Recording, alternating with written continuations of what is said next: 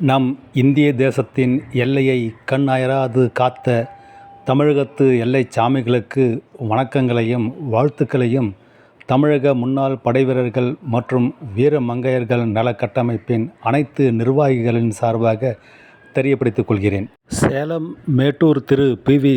சரவணன் அவர்களின் தலைமையில் செயல்படும் நமது சங்கத்தின் நிர்வாகிகள் அவரவர்களின் பகுதிகளில் நமது சங்க உறுப்பினர்களுக்கு ஏற்படும் பல்வேறு விதமான பிரச்சனைகளை மிகவும் சாமர்த்தியமாகவும் அறிவுபூர்வமாகவும் செயல்பட்டு தீர்த்து வைப்பது அனைவரும் அறிந்ததே. அந்த வகையில் நமது சங்க உறுப்பினர் பழனிவேல் தின்னம்பட்டி அவர்களின் நிலப்பிரச்சனை கடந்த 21 ஆண்டு காலமாக தீர்க்கப்படாமல் சிக்கலில் இருந்தது. அந்த பிரச்சனையை சுமூகமாக தீர்த்து வைக்க கடந்த 12/3/26 அன்று நமது சங்க தலைவர் திரு பி.வி. சரவணன் அவர்கள் தங்களது சங்க உறுப்பினர்கள் சிலரை அழைத்து கொண்டு சம்பந்தப்பட்ட நபர்கள், நில அளவை அதிகாரி, கிராம நல அலுவலர் மற்றும் காவல்துறை உதவி ஆய்வாளர் ஆகியோரை வரவழைத்து பிரச்சனையின் உண்மைத்தன்மையை எடுத்து கூறி பேசியுள்ளார். அப்போது ஒரு குறிப்பிட்ட அரசியல் கட்சியின் அந்த பகுதியின் பொறுப்பாளர் ஒருவர் தலையிட்டு எதிர்த்தரப்பிற்கு ஆதரவாக பேசியுள்ளார்.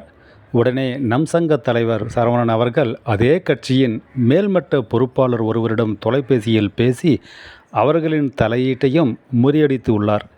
தற்சமயம் அந்த பிரச்சனை நம் சங்க உறுப்பினர் திரு பழனிவேல் அவர்களுக்கு 90% சாதகமாக உள்ளது. மீதி இருக்கும் பிரச்சனையும் விரைவில் தீர்க்கப்படும் என்ற சந்தோஷமான செய்தியை தெரியப்படுத்துவதில் நம் சங்கம் பெருமை கொள்கிறது. அதேபோல் தருமபுரி மாவட்டத்தை சார்ந்த பென்னாகரம் முன்னாள் படைவீரர் திரு சிவா மற்றும் பாலா அவர்களின் நீண்டகால நிலப்பிரச்சனையையும் நமது சங்க தலைவர் திரு பி.வி. சரவணன் மற்றும் நமது சங்க குழுவினர் ஒன்று திரண்டு கடந்த 8/3/26 அன்று சென்று சம்பந்தப்பட்ட நபர்களிடம் நமது சங்க சட்ட நிபுணர்கள் திரு பார்த்திபன் மற்றும் திரு அருண் அவர்களின் மூலமாக சட்ட விதிகளுக்கு உட்பட்டு நியாயமான முறையில் பேசி நமக்கு சாதகமாக பிரச்சனையை முடிவுக்கு கொண்டு வந்துள்ளனர்.